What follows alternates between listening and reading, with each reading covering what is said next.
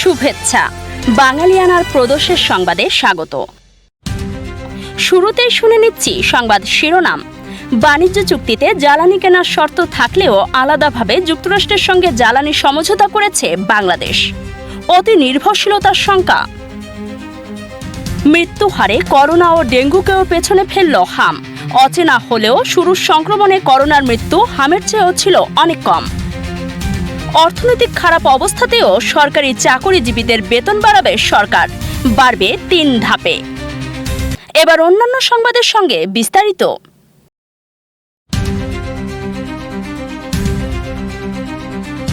জ্বালানি খাতে কৌশলগত সহযোগিতার লক্ষ্যে যুক্তরাষ্ট্রের সাথে বাংলাদেশের সমঝোতা স্মারক বা MOU স্বাক্ষরের পর এ নিয়ে নানা ধরনের আলোচনা হচ্ছে। বিশেষ করে কয়েক মাস আগেই অন্তর্বর্তী সরকারের সময়ে দুই দেশের মধ্যে হওয়া বাণিজ্য চুক্তিতে যুক্তরাষ্ট্র থেকে 15 বছরে 15 বিলিয়ন বা 1500 কোটি ডলারের জ্বালানি কিনতে বাংলাদেশ সম্মত হওয়ার পরে এখন আবার নতুন করে জ্বালানি খাতে সমঝোতা কেন, এ নিয়ে কৌতূহল তৈরি হয়েছে।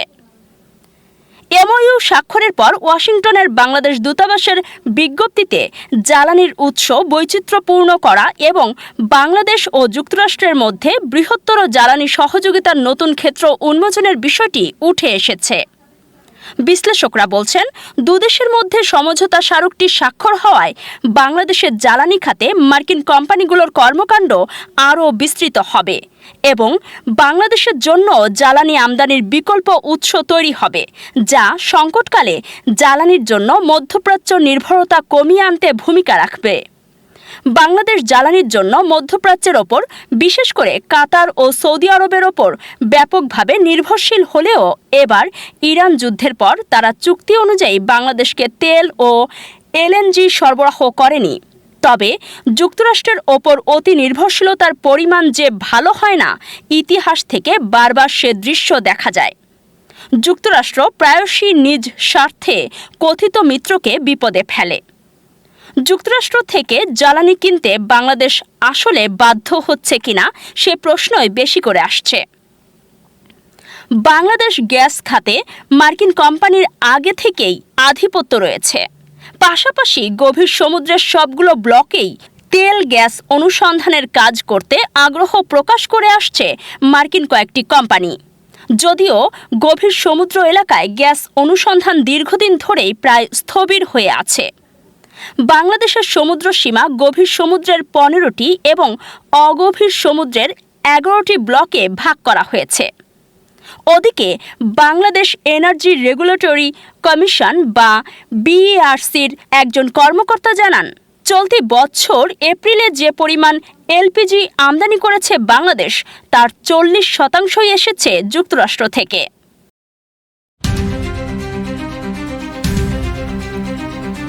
মাত্র 62 দিনের সংক্রামক রোগ হাম ও এর উপসর্গে শিশু মৃত্যুর সংখ্যা 450 ছাড়িয়ে গেছে।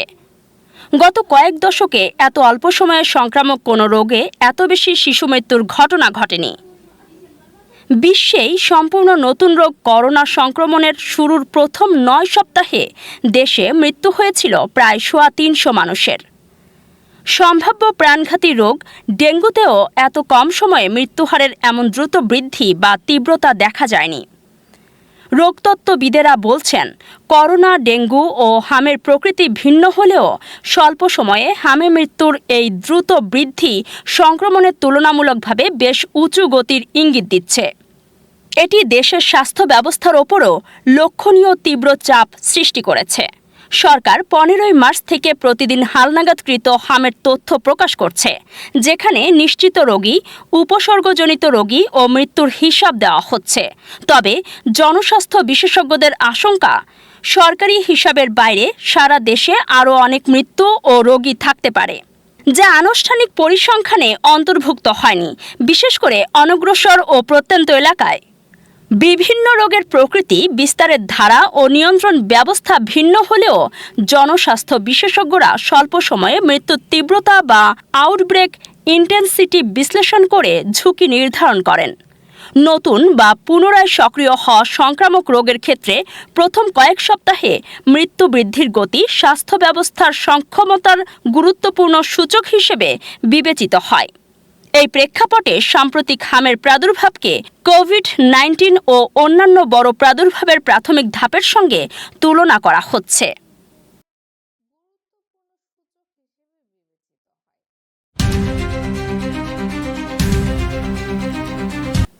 আগামী জুলাই থেকে ধাপে ধাপে সরকারি চাকরিজীবীদের নতুন বেতন কাঠামো বাস্তবায়ন করার সিদ্ধান্ত দিয়েছে সরকার। বিষয়টির সঙ্গে অবগত কর্মকর্তারা এ তথ্য জানান।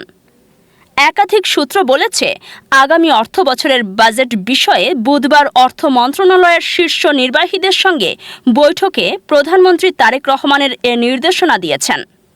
অর্থ মন্ত্রণালয়ের একজন ঊর্ধ্বতন কর্মকর্তা নাম না প্রকাশের অনুরোধ জানিয়ে বলেন, প্রধানমন্ত্রী 2026-27 অর্থবছরের প্রথম দিন থেকেই নতুন পে স্কেল বাস্তবায়নের সিদ্ধান্ত দিয়েছেন। আমরা জুলাই থেকে নতুন কাঠামোতে বেতন পাব, এতে কোনো সংশয় নেই। নতুন বেতন কাঠামো কয়েক ধাপে বাস্তবায়ন করা হবে। তবে নতুন বেতন কাঠামোর কত অংশ জুলাই থেকে দেওয়া হবে তা এখনও নির্ধারণ করা হয়নি। কর্মকর্তারা জানান, 3 অর্থবছরে পুরো বেতন কাঠামো বাস্তবায়ন করা হতে পারে। এর মধ্যে 2026-27 অর্থবছরের 1 জুলাই থেকে নতুন বেতন কাঠামোর বর্ধিত মূল বেতনের 50% ও 2027-28 অর্থবছরের বাকি 50% দেওয়া হতে পারে। আর 2028-29 অর্থবছরে যুক্ত হতে পারে ভাতাগুলো। ধাপে ধাপে বাস্তবায়নের ফলে মূল্যস্ফীতির ওপর চাপ যেমন কম হবে, তেমনি সরকারের অর্থায়নও সহজ হবে। আগামী অর্থবছর থেকে মূল বেতনের অর্ধেক দিতে 30,000 কোটি টাকারও বেশি সংস্থান রাখা হচ্ছে বলে জানান মন্ত্রণালয়ের কর্মকর্তারা। চলতি অর্থবছরে সরকারের প্রায় 15 লাখ কর্মকর্তা কর্মচারীর বেতন ভাতায় প্রায় 85,000 কোটি টাকা বরাদ্দ রয়েছে।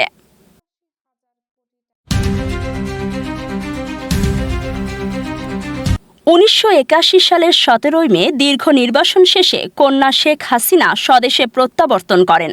1975 সালের 15 আগস্ট সপরিবারে জাতির পিতা বঙ্গবন্ধু শেখ মুজিবুর রহমানকে হত্যার পর প্রায় 6 বছর তাকে বাধ্য হয়ে প্রবাসে কাটাতে হয়েছিল। স্বদেশে ফিরে শেখ হাসিনা আওয়ামী লীগের হাল ধরেন। এরপর আওয়ামী লীগকে ক্ষমতায় নিয়ে গেছেন 5 বার, হয়েছেন দেশের ইতিহাসের সবচেয়ে বেশি সময় ক্ষমতায় থাকা প্রধানমন্ত্রী।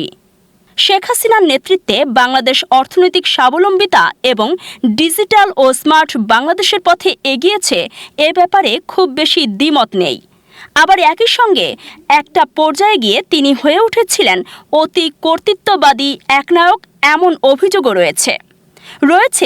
গুম এবং আন্দোলন দমনে পাইকারি হত্যাযজ্ঞ চালানোর অভিযোগ।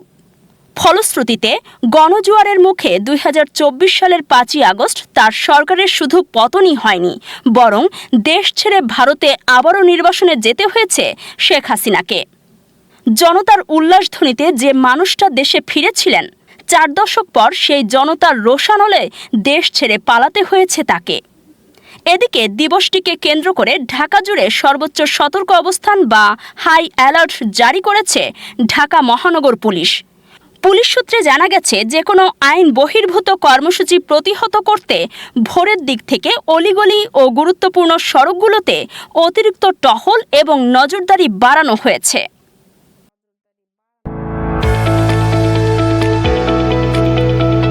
এবার শুনে নিচ্ছি বাঙালিয়ানার বাণিজ্য সংবাদ। 2025 সালের ডিসেম্বর প্রান্তিক শেষে দেশের 20টি ব্যাংকের মোট মূলধন ঘাটতি দাঁড়িয়েছে 2,78,000 কোটি টাকা। তবে বাংলাদেশ ব্যাংকের প্রতিবেদন অনুযায়ী কেন্দ্রীয় ব্যাংকের পুনর্তফসিল নীতির কারণে খেলাপি ঋণ নিয়মিত দেখায় প্রভিশনের চাপ কমেছে। ফলে সেপ্টেম্বর প্রান্তিকের 2,82,000 কোটি টাকা তুলনায় ঘাটতি কিছুটা কমেছে। বর্তমানে ব্যাংক খাতের capital to risk weighted assets ratio CRAR ঋণাত্মক 2.64% নেমেছে, যেখানে আন্তর্জাতিক মানদণ্ড 12.5%। ঘাটতিতে থাকা ব্যাংকগুলোর মধ্যে ইসলামী ধারার 7টি ব্যাংকের ঘাটতি সর্বোচ্চ 1,74,000 কোটি টাকা। এছাড়া 4টি রাষ্ট্রায়ত্ত, 7টি বেসরকারি এবং 2টি বিশেষায়িত ব্যাংক এই তালিকায় রয়েছে।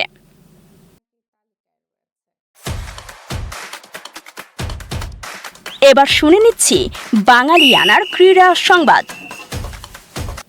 আগামী 7 জুন অনুষ্ঠিত হতে যাচ্ছে বাংলাদেশ ক্রিকেট বোর্ডের নির্বাচন। তবে এর আগেই কাউন্সিলর তালিকা নিয়ে বড় চমক তৈরি হয়েছে। 192টি পদের বিপরীতে 184টি মনোনয়নপত্র জমা পড়লেও কুমিল্লা সহ 5টি জেলা এবং 3টি সংস্থা থেকে কোনো নাম আসেনি। সবচেয়ে বড় চমক, হেভিওয়েট সংগঠক আমিনুল ইসলাম বুলবুল ও ফারুক আহমেদের বাদ পড়া। কাউন্সিলরশিপ না পাওয়ায় তারা নির্বাচনে অংশ নিতে পারছেন না। অন্যদিকে ওল্ড ডিওএইচএস থেকে তামিম ইকবাল এবং সাবেক অধিনায়ক কোটায় মাহমুদুল্লাহ রিয়াদ কাউন্সিলর হয়েছেন।